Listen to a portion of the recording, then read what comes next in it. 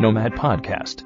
So, hey guys, and welcome back to another episode of Nomad Podcast. And today I have the wonderful Philip joining me. And Philip, I normally start the episode, like I do with every episode, on people sharing their rabbit hole story, how they got into Bitcoin, what they also do in the Bitcoin space, because there are a lot of interesting projects that are happening around the world in the Bitcoin space. So, but please, would you like to share your story and also who you are in the first place? Yeah, of course. Who I am? Well, I'm a writer, and previously, not so much anymore, but previously a writing coach. So I've been helping a lot of people with their non-fiction and fiction writing. My sort of rabbit hole story is that I had a client, and I was helping him with his non-fiction book. It happened to be about Bitcoin, and I was a total noob. This is about 3 years ago or so. Asking questions like, why have you written an S in bankers? And, why is, what is absolute scarcity? That sounds wrong. So I was asking all these questions, and basically it led me to my client recommending more and more Bitcoin books because he happens to be in charge of like the premier Bitcoin and freedom publishing house in the space that I'm sure many of your listeners will know, Consensus Network. And that was basically how I got involved. And soon after, I was reading more books, taking a plunge into buying Bitcoin, learning so much more. And that's got to the point now where I exclusively work with Bitcoin clients writing, and I'm running a Bitcoin related fiction project. So I guess in the space of 3 years, I've gone from understanding nothing to being like 100% rabid maxi who works only in Bitcoin and spends a lot of time making anti-Ethereum memes and such. Okay. Only anti-Ethereum or also other No, Bitcoins, I mean, just I think I've been lucky to learn from such good people in the space who were very patient and recommended good materials. But thankfully, I didn't have that phase of like getting wrecked by investing in shitcoins. And I've taken a fairly like direct path, skipping several steps towards where I am. So I'm always grateful for that. And I don't wish anyone any harm in the shitcoin community, but I really feel like it detracts from my mission, which is trying to spread the gospel of Bitcoin and making the world a better place through it. And I think that's ultimately what Bitcoin does, and other altcoins don't. Yeah. Not to destroy like the dream of any stablecoin holder or any Ethereum pleb or Ethereum loving person, but that was like a harsh reality right there. But okay, so is it mainly what you do then in the Bitcoin space, content writing, or are there also other projects that you are working on or that you're focused on? Yeah, so I do two things really. One is my business, which I call Totally Human Writer. I think there's still a lot of value in writing for humans and really thinking about the inputs of experience, opinion, stories, creativity, before we get to processing and creating content. I'm not against AI, but only using AI, I think, has its limits. So that's what my business is called. What do I do? I work with Bitcoin founders, people who are starting companies and they want to connect with investors. Funnily enough, I'm a sort of LinkedIn guy. From my coaching days, I was working more on LinkedIn. So I was just joking today on X that I think I have about 200 followers on my X account, which is, a fairly newly opened account, and like 25,000 followers on LinkedIn because I've been writing there for a long time. So it's very unusual in the Bitcoin space. But I do think that, LinkedIn is a big opportunity in this cycle. There are so many like great products and services and businesses getting out there, but and TradFi and like venture capitalists are more open to investing in Bitcoin companies now. It's not so risky and crazy to say, I'm going to take a punt and invest in this new financial startup. But yeah, what I do mostly is write content, write articles for founders and people in the space who want to be trusted and want to be present and want to give their sort of expertise and their opinion. That's really what networks and like connects us to become trusted and work with partners, work with investors. And yeah, I think there's not too many people like myself. There are a few in the Bitcoin community. Mm. Most people are very Yep. focused on posting memes and screaming things like one BTC equals one BTC, which doesn't go down very well on LinkedIn. Nobody really listens. So, Yeah. that's one part of my business, and the other is working on my fiction project, 21 Futures, which I'm sure we'll get into because I know you were chatting to some of the Bitcoin Film Fest guys on the Hmm. podcast. Okay, cool. So I would like to go quickly back to one word that you mentioned. It was AI, because we have seen that a lot in, like, recently, like on Twitter, there was like a ton of people using AI to create like images, like animes of themselves, or like toys of themselves, like those GIG Joe action figures thing. Yeah. You know, I'm Yes. not Yeah. sure Yeah. The how action you. figures thing. And I write art. I do also write articles on Substack. I'm not sure if you know Substack. Yeah. Yeah. Does I? And I just do that for fun for me, and sometimes I get some views, sometimes I do not, but doesn't matter, you know. And what I mostly do, because I'm a guy, when I even now, as you probably noticed, when I speak or when I think or when I write something, I think so ahead already that my mouth or my fingers can't, go with it. And what I sometimes do is when I just write, and then I use AI to correct my mistakes and to enhance like a certain sentences, or I tell AI, hey, can you adjust that? Can I say it like that? Can you also list some sources to what I just said? Because I'm always a guy, always put like a source everywhere Mm-hmm. you mention something or something. Always do that, because that's how I learned it in school, or also from my parents. But do you then also do that, or have you ever thought of it using AI as a, let's say, correction tool? Or, I mean, I'm not sure how advanced you are in English. I guess better than me, but because that's what just crossed my mind when you talked about AI. So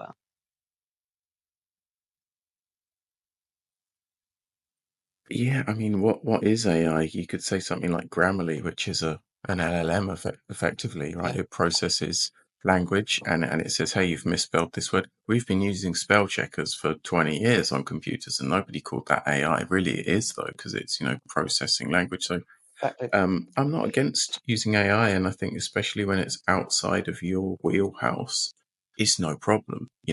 I have a brother-in-law who is an illustrator, children's book illustrator, and he Mm, feels very passionately anti AI, and they're stealing our work, and like, what can we do to stop this?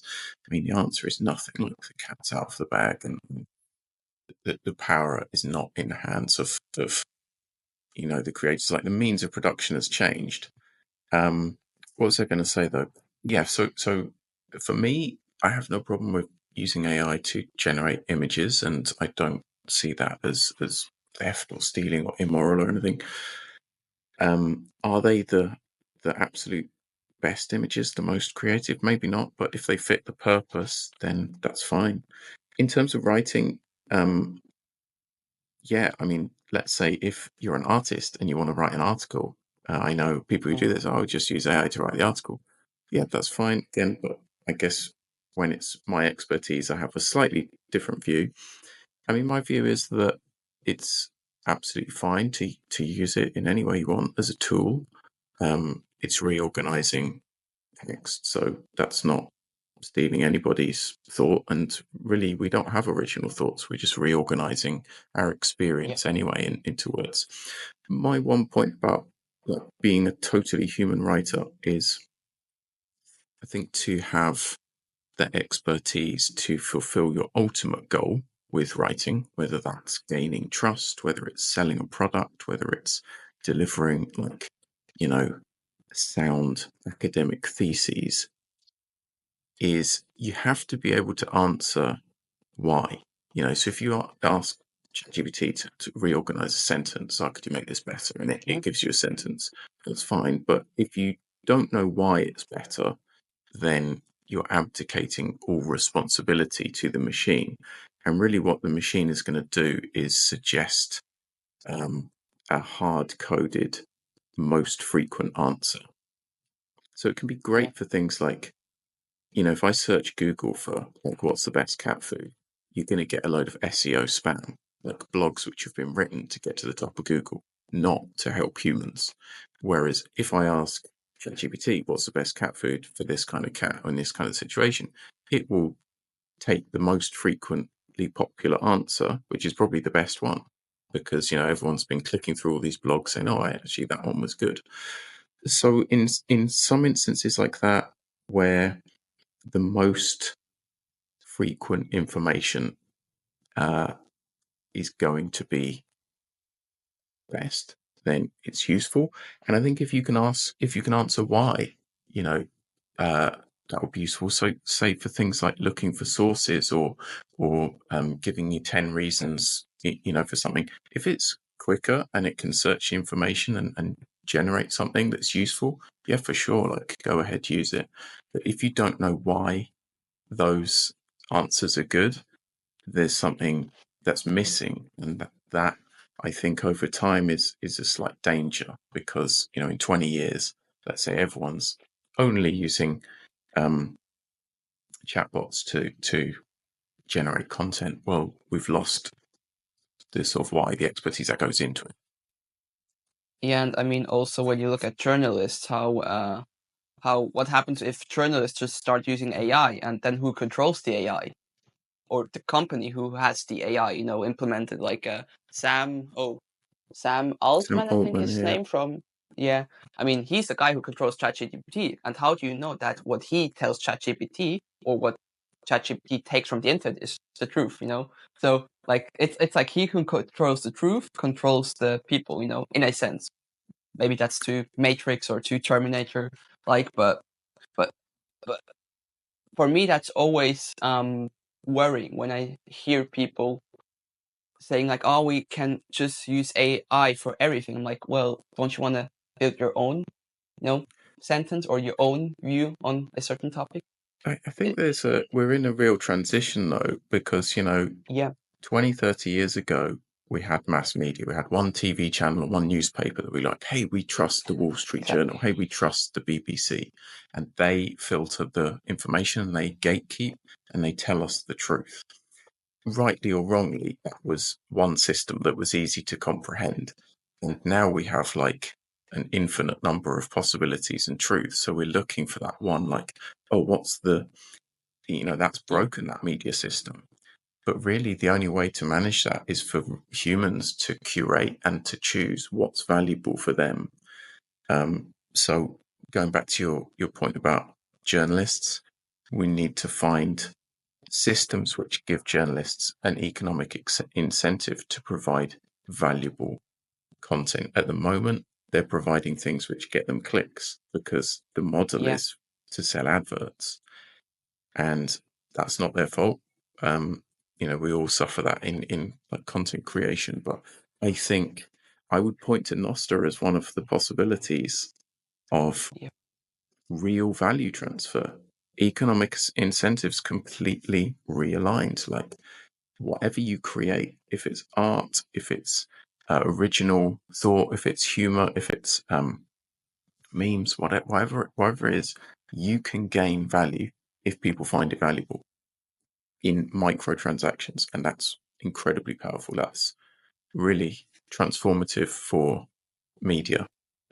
So I've very much been spending time on Nostr and enjoying it and telling everyone who'll listen, hey, get on it. But it's pretty hardcore yes. complicated for anyone who's not into Bitcoin or tech minded.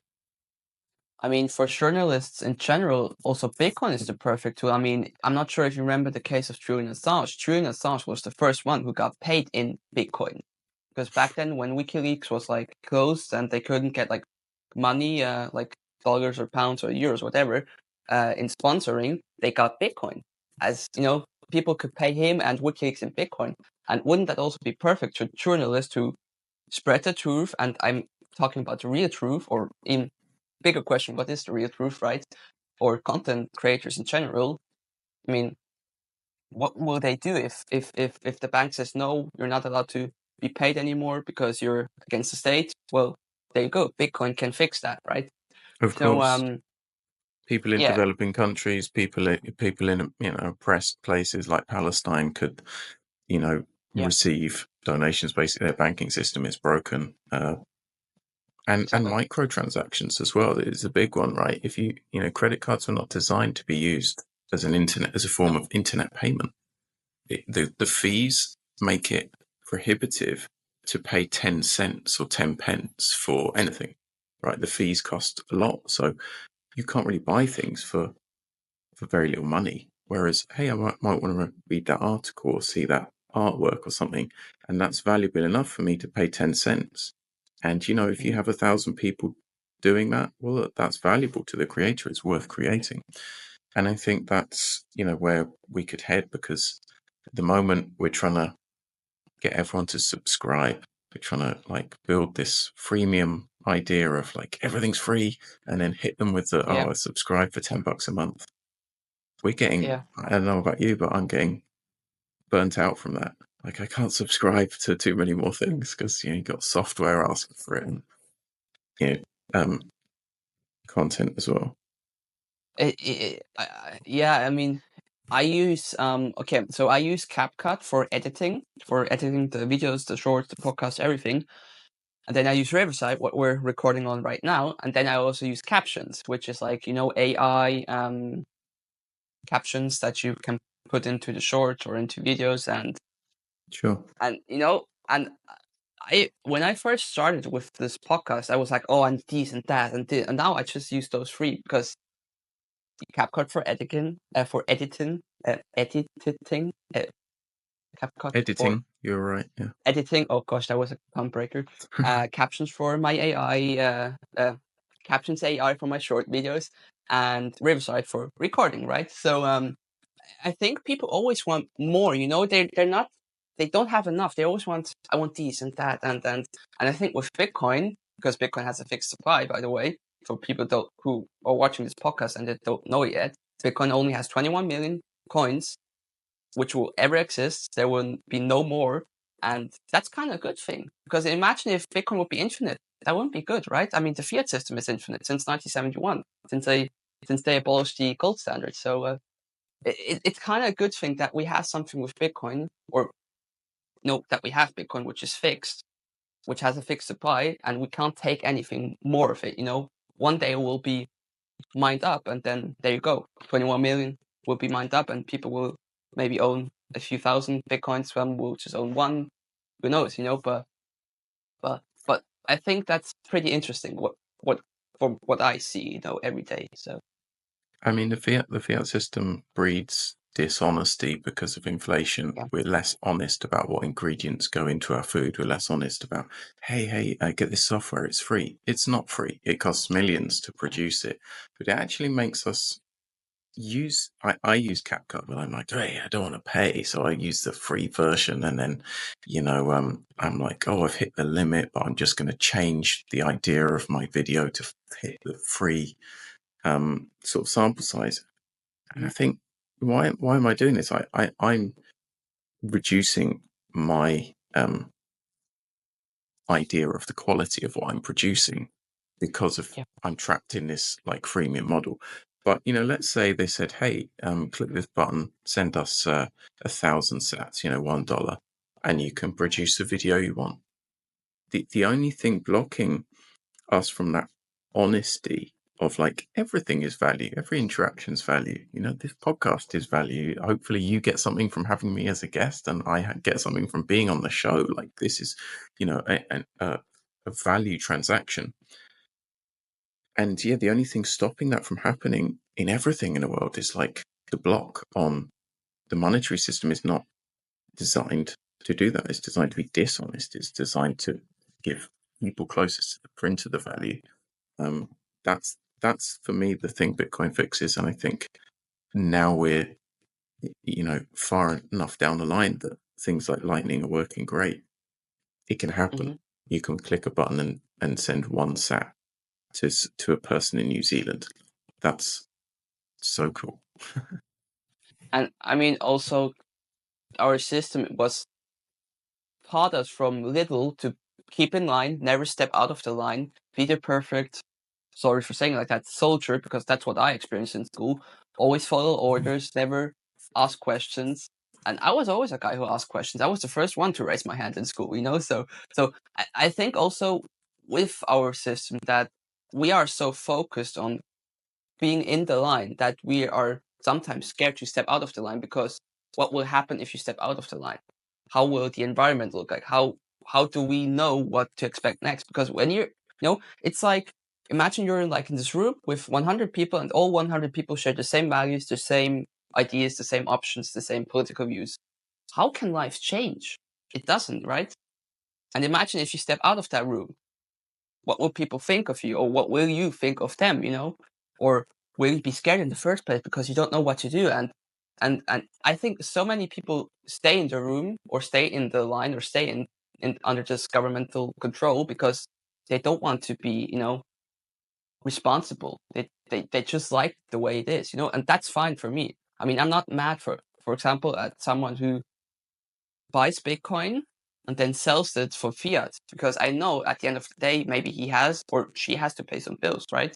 So I had so many discussions with friends of mine, which were like, "Oh, you're a Bitcoiner. How's that working for you?" I'm like, "Well, it works great for me. How does normal life work for you? Do you still love paying taxes? Do you still love working more for something that has no value, right?" So that was always funny to see. But anyway, I think we got a little bit sidetracked there with the AI question. Always, But always. you also have a second project of yours, which you briefly mentioned at the beginning, I believe. 21 features, right? That's right. 21 Futures this is, I guess, the real rabbit hole that I went into. I'm a Hmm. fiction writer, as well as my content writing. I've always loved short fiction, short stories, and I've published several books of short fiction, not about Bitcoin. And I thought, hey, I want to create an anthology. So that's a collection of stories from different writers. What could be the theme? I was talking to one publisher, it didn't work out. And then I thought, hey, you know what? You know who I know? Nico, who's the head of Consensus Network. Let's do a Bitcoin fiction. I was starting to learn more about Bitcoin and thought, that could be interesting. Like, let's see if we can get some stories going, because I think a lot of books and content in the Bitcoin space is educational, but it's kind of like, study Bitcoin. What is Bitcoin? Why is it good? Let's go back to the start of what is money. And most people like me who are more creative or like driven by curiosity and emotion rather than hard logic all the time, just think, I don't care. You go to someone on the street and say, study Bitcoin. I don't care. Like, I don't feel enough pain or enough curiosity to do that right now. So stories are a cool way to do it, and it resulted in this, which is the world's first Bitcoin fiction anthology. It's called Tales from the Timechain. It came out in 2023 at the end of that year, and it features stories from a few Bitcoin legends like myself. No, I'm just kidding. Also me, but Nico. Also, Yoni Appleberg, Knut Svanholm's got a story in there, and several other like new and experienced writers, and got good reception.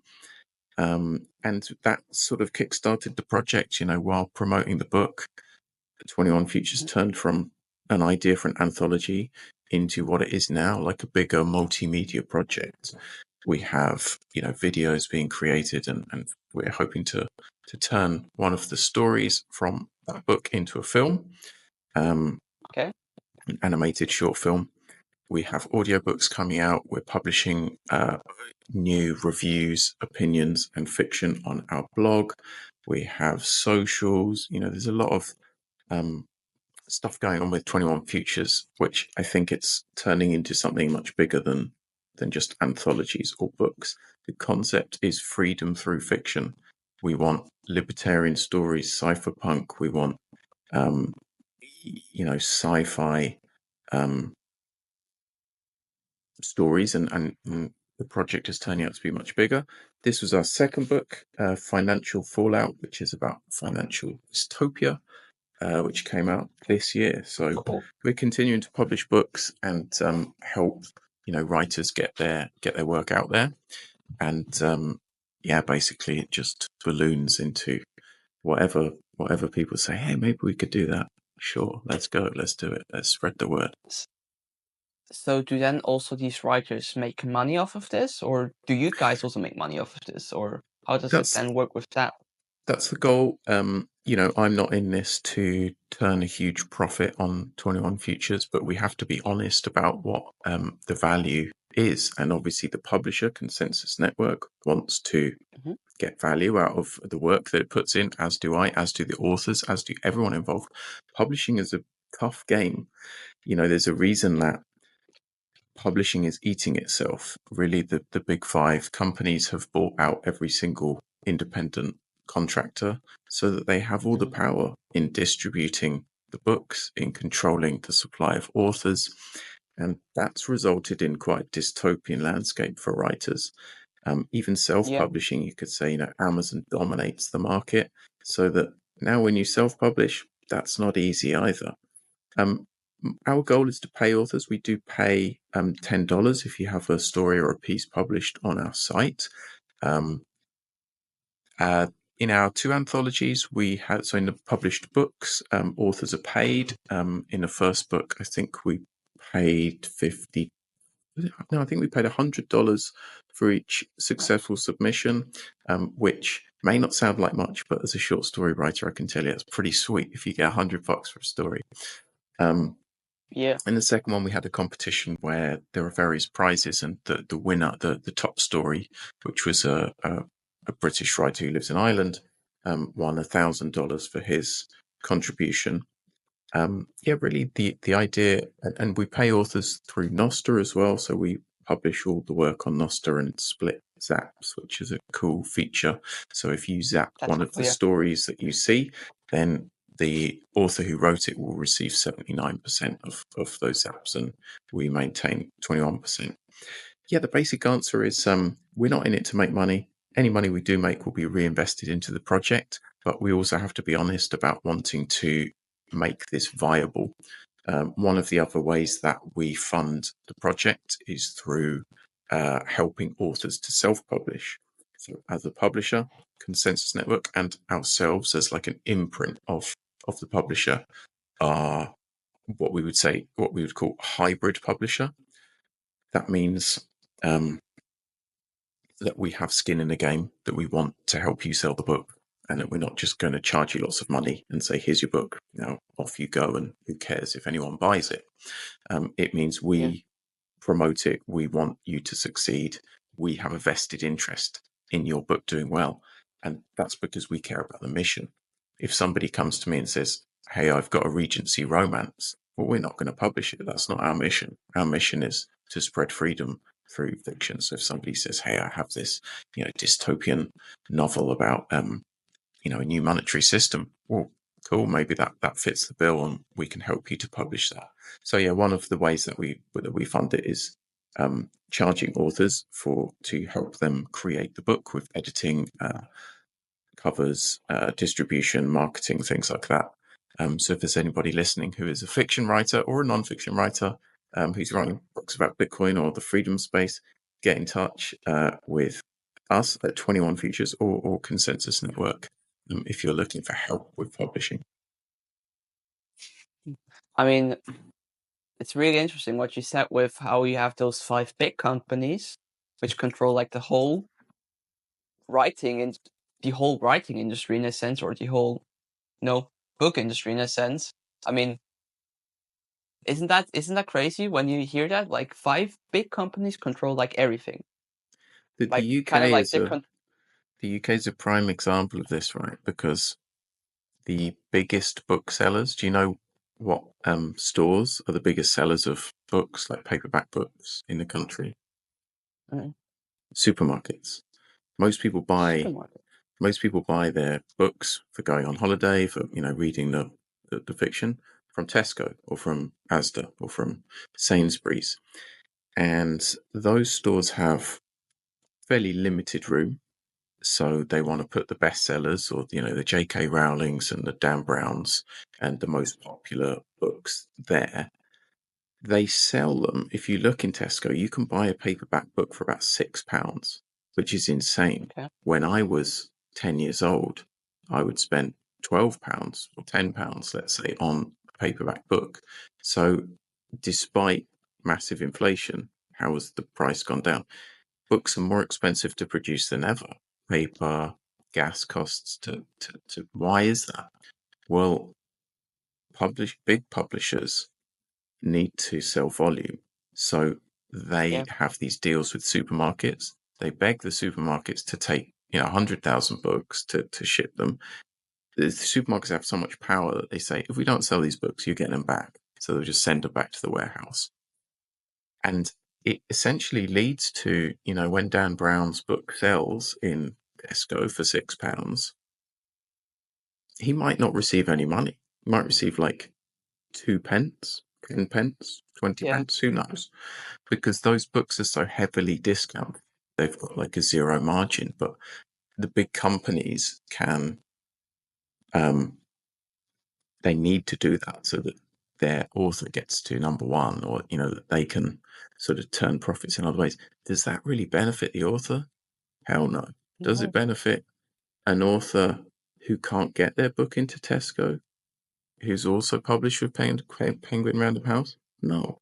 So the system of publishing is completely broken. The incentives are ruined, and my advice for authors would be probably avoid traditional publishing, because there's a lot of heartbreak, and even if you are in the very lucky or the very good, 0.1% of authors who may get traditionally published, you're not guaranteed success. You're not guaranteed a good return on the money that you put in. Like, why are we abdicating responsibility and letting these big companies take over? It's not really good for anyone. It's kind of like those five big guys control the truth, and the truth is that, and if you don't follow the truth, you're like not worth anything. For me, it sounds like that, or it's like here's the king, no, here's God, here's king, here are the rich guys, and here are the peasants. For me, that's what it sounds like. And when he said like five big companies, I never realized that, but I have like. By the way, I love books. I love Agatha Christie. I read like Jules Verne. Yeah, I read Jules Verne. Death on the Nile from Agatha Christie. 20,000 Leagues Under the Sea from Jules Verne. I love all of those types of books. J.K. Rowling, Harry Potter. All of those books. And I always asked how much will it cost to produce those books. Or generally to because when they write those books, they send it to the companies who make them, and then the company looks at them and says, "Hey, yeah, that's good. We will print it for you." I mean, how much energy and time does that cost? It's like insane. That's what I always thought was thinking about. So, but it's crazy when you mentioned those five big companies. Well, I never paid attention if you're to it. talking about So pre-internet as well, so someone like Agatha Christie or Jules Verne or J.K. Rowling, who was like kind of publishing pre-internet, they were the very, very chosen few who would be published. And the downside of that yeah, is we didn't really get diverse voices. We didn't get, many people from different countries, different languages, different social backgrounds published. It was like old white men telling the same story again and again. So that was the downside. The upside is, if you are one of those people, then you'd generally be remunerated fairly. You'd sell the books and you'd get a decent enough return to maybe earn a living as a writer and publish the next novel. If you think now, even a very successful like self-publisher, let's say, who publishes a murder mystery series on Amazon, mm, let's say they sell a book for £10, $12 or something, a paperback book. Even yeah, though that's self-published and you own all the rights, you might see a profit of maybe £2 after all the Yeah. costs and all the, everything's out the way, maybe even less. And well, you've got to pay to market that book. You've got to put all the work and effort in to do that as well. So, sometimes writers will be making a loss for several books before they can turn a profit on a series. That's the stage we're at now. And that's in self-publishing, which is the most fairly compensated form of publishing. So just a quick note, tying it back to Noster, we published one of the stories from this book, Max Hillebrand's story on Noster the other day. And I think it's someone that knows Max and liked the story very much, but they zapped the note like 100,000 sats. And it's just like Oh so wow. powerful of, wow, somebody read this story online and they liked it and they said, it was so valuable to me. I'm going to send you, what's the equivalent of about $100 or something. But Yeah, it and was, those. it was just so cool of like, that's instantly like sending the author $100. What other outlet can you do that on? You can't really. If you're in a bookstore or you read a blog or you're on Substack or something, we don't tend to do that. But I think that just showed me like the instant power of something like Noster to compensate authors and to share the value. So I hope that's where we're headed, as opposed to the monopolies of bookshops and supermarkets. So in a sense, you guys are then perfect for smaller writers also, or for writers who are really independent. I mean, as you just mentioned, nowhere on the earth can you just send someone money because they liked your story, or they liked the story of someone who just like recently published a book about a sci-fi movie or a sci-fi story. I mean, I'm not sure on Substack because I know on Substack you make the money with the views or with the subscriptions, right?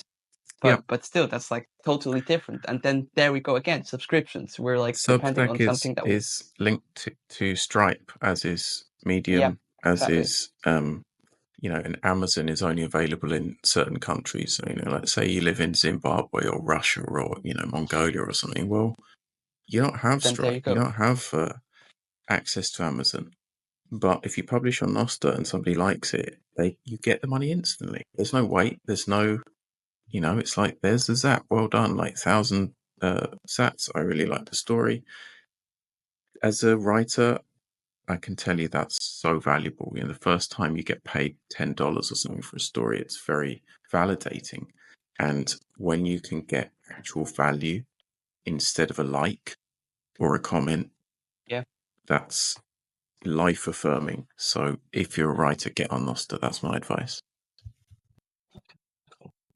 But can I ask you then one more question before we're gonna end this episode, or actually two, because I always ask a few questions before we end the episode. So my first question then for you is: do you then also see 21 Futures implementing Lightning payments so that people can also send you money, which then can be used for for your own purposes, for investing into the companies or offers, right?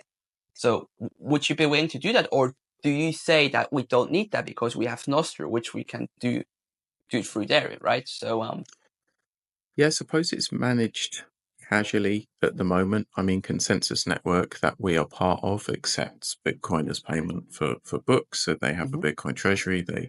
They can, pay their contractors and things in Bitcoin as well. And we would do the same.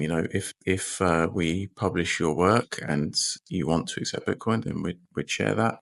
We accept Lightning payments for our books. Any zaps that we receive, although don't hold me to this, I can't provide all the accounts or anything, but if you zap 21 futures, it doesn't just go to me and I'm going to pocket the money and sit on the sats forever. yeah, We spread it around and we help other people. I mean, another thing that Lightning is great for is a Geyser Fund, which is a yeah, crowdfunding platform. That's where we're hosting our film fundraising campaign, so go and check it out on Geyser. We are raising funds for a film called No Droids, which I'll be presenting at Bitcoin Film Fest, and that's a very powerful way to get people who just might want to show support by sending $1 or $2. They might want to buy a reward like merchandise, books, or become a producer of the film if they want to invest more money. And all of that's done through Lightning. So in answer to your question, yes, like we already implement Lightning basically through all of these means, and it's the future in helping to spread the value of what we're doing. So, in a sense, are you then also optimistic that in like 10 years' time we might even pay with Lightning for our conference tickets? Because I'm not sure. I'm actually asking myself right now if there are even conferences which accept Bitcoin. That you can pay Bitcoin. Ticket for Bitcoin with. Yeah. I think most of them do. Most of them. It's difficult because of payment systems and gateways and And the laws and everything. Yeah. things like in-app purchases. You can't buy an app with Bitcoin unless you visit a special link or something. It can be tricky. I think conferences do generally offer tickets to Bitcoin. Will we be using it more? I guess on the one hand, things like Nuster will grow. It's probably 10 years behind Bitcoin. You go on the street and ask, what's Bitcoin? Well, maybe 10 people in 100 have some kind of idea. One person out of 100 Noster, maybe less, maybe 1 in 1,000. So it's much earlier. But I would predict, we're going to be using Bitcoin more for payments. I think it will be integrated into our system. There'll be more swaps, more companies that facilitate just beeping a card as you do now. It's easy. You don't know, you don't care whether you're paying in Bitcoin, euros, whatever. But that's the best option for you. So yeah, I think rather than converting the whole world to snapping QR codes and having Lightning wallets, I think it will probably be integrated into a sort of bridging solution first. But I hope so. I very much hope that. And my message is also, don't just sit on your Bitcoin. Like, it's so cool to spread what you have, because you start to appreciate it's a big old circular system, and what you spend, I'm not saying sell your Bitcoin, but what you spend, you receive. And it's a beautiful ecosystem that works when we use it as a medium of exchange. Thank you for saying that, by the way. Spend your Bitcoin, not sell your Bitcoin. Spend them. If you have, or at least what I know, because my mom was an ex-banker, so I kind of a banking son, you could argue. Gosh, I have to laugh about that. Banking son. Gosh. I always laughed at my parents when they told me those rules, but now I'm using them myself, So my mom always said 1/3, 2/3 rule. If you buy something for $10, have $30 on the side, so that you have like 2/3 still available. And I always say, well, if you want to use Bitcoin, let's say you have 1 Bitcoin, or I don't know, you have 0.5 Bitcoin, half a Bitcoin. Why don't you use 1/3 and use that for spending stuff, spending on stuff like for sending sats to someone, and then the other 2/3 you just keep it for. I have so many people which are like, which I know personally, don't spend your Bitcoin, don't sell your Bitcoin, just keep them and take them with you into your grave until you die, or give them to your family. I'm like, oh well, so you're basically buying like Bitcoin for like 50 years, and then what comes after, you give it to your family or you take it with you in grave. Yeah, well, that's great, right? So I think it's thank a you necessary first step to hodl. And but if you do it until you die, well, Bitcoin just does become a pet rock, like Jamie Dimon said. So got to take the next step and just learn more and start using it. That's where we should be headed. So cool. Thank you, by the way. So dear people, that was another episode of Nomad Podcast. I hope you liked it. because I personally thought it was really interesting, especially what you said with the 5 companies. That was like mind that exploded my mind, kind of. Although it might not do that with many people. For me, it was like really interesting to hear that you have like 5 big companies controlling like half of the writing industry. But Philip, before I let you go, would you like to share something else with us? Where can people find you? Are you on Nostr, as you mentioned before, Twitter, LinkedIn, Instagram, Facebook? Where can people generally find you and contact you also? And also 21 features and yeah. Yeah, So you where can can people find find you? me everywhere except TikTok. That's just about my only no-go area. Okay. 21 Futures, you can find us on X or 21futures.com or on Nostr. Myself, I also have profiles on X, but you can check out all my links at totallyhumanwriter.com. So Totally Human Writer and 21 Futures, just check them out, and I'm sure you'll find us. And then through there they can find you. And so yeah, dear people, thank you for listening. And Philip, it was a pleasure having you on. Hopefully see you soon at a conference. I mean, the world is small, so we probably For meet each sure, other again. But yeah, dear I'm people, going to a few this year, so sure we'll bump into each other. And thanks for having me. no worries. So dear people, that was it. Have a great day, and Philip, have a great time. Bye. Nomad Podcast.